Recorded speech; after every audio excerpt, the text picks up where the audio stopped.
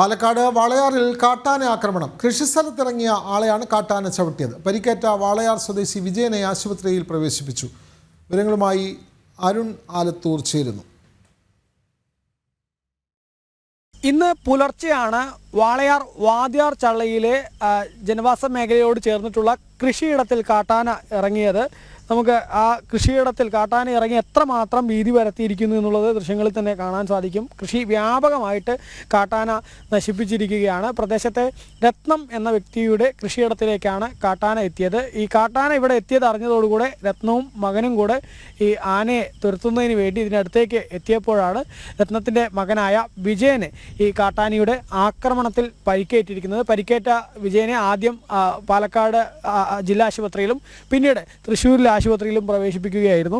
ഇപ്പോൾ രത്നം ചേരുന്നുണ്ട്. എന്താണ് സംഭവിച്ചത്? ഇത് ആന 4 മണിക്ക് ഞങ്ങൾ രണ്ടാളും കൂടി അവിടെ നിന്ന് നോക്കുമ്പോൾ ബാറ്ററി അടിച്ച് നോക്കുമ്പോൾ ആന ഇവിടെ നിന്നു. ഞങ്ങൾ രണ്ടാളും കൂടി വന്ന് മുടുക്കി വിട്ടിട്ട് തിരിച്ചു വന്നു. തിരിച്ച് ആന ഞങ്ങളെ മുടുക്കിയിട്ട് വന്നിട്ടാണ് മകൻ വീണത്. സ്ഥിരമായിട്ട് ഇങ്ങനെ കാട്ടാൻ വരുന്നുണ്ട്, സ്ഥിരമായിട്ട് വരുന്നുണ്ട്. കൃഷി നോക്കാൻ വേണ്ടിയിട്ട് നിങ്ങൾ അറിഞ്ഞിട്ട് ഓടി വന്നതാണ്?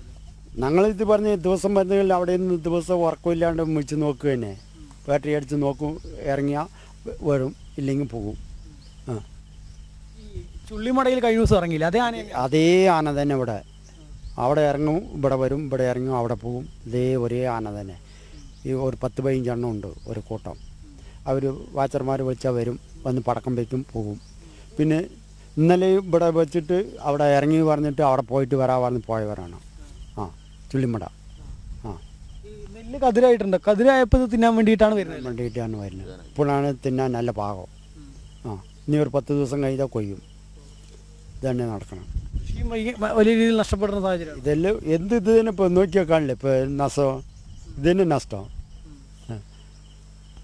എന്താണ് നിങ്ങൾ ഈ പ്രദേശത്ത് തന്നെ നിങ്ങൾക്കും കൃഷിയൊക്കെ ഉള്ളതാണ്? എനിക്ക് കൃഷിയുണ്ട്. വിജയൻ്റെ തൊട്ടായാൽ പൈസയാണ്.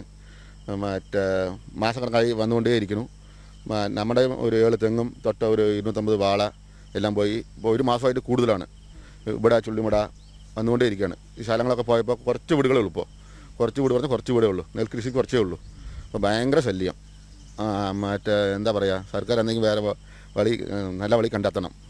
കൃഷി പോകുന്ന ഒരു വശത്ത്, മറ്റൊരു വശത്ത് ജീവന് തന്നെ ഒരു ആശങ്കയാണ്. കൃഷി പോയാലും പോയപ്പെട്ട ആൾക്കാരിപ്പോൾ മരണപ്പെട്ടാൽ എന്ത് ചെയ്യാൻ പറ്റും?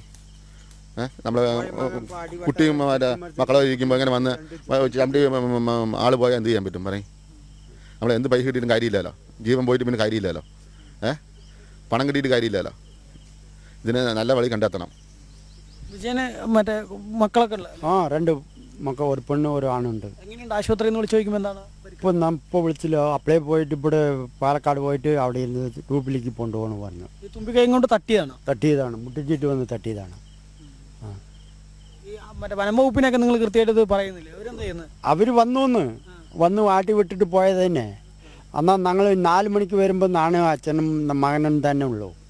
അവർ വേറെ സ്ഥലത്ത് ആന ഇറങ്ങി പറഞ്ഞ് പോയി. 3 ഇറങ്ങി നിൽക്കണം. ഞാൻ ബാറ്ററി അടിച്ചിട്ട് വരുമ്പോൾ പോയിട്ട് അവിടെ നിൽಕೊಂಡು വരുന്നുണ്ട്. ആന തിരിച്ചു മുടിച്ചതാണ്. അവരെപ്പോഴും വന്ന് ഈ കാട് കയറ്റി വിടുന്നത് പിന്നെയും ഇറങ്ങി വരികയാണ്. പിന്നെയും ഇറങ്ങി വരികയാണ്. കാട് കയറ്റി വിടും, പിന്നെയും ഇറങ്ങി വരും. ഇത് തന്നെ നടക്കണം. തടയാനൊരു കൃത്യമായ പരിഹാരം വേണമെന്നാണ്. ഞങ്ങൾ കൃത്യമായിട്ട് പരിഹാരം വേണം.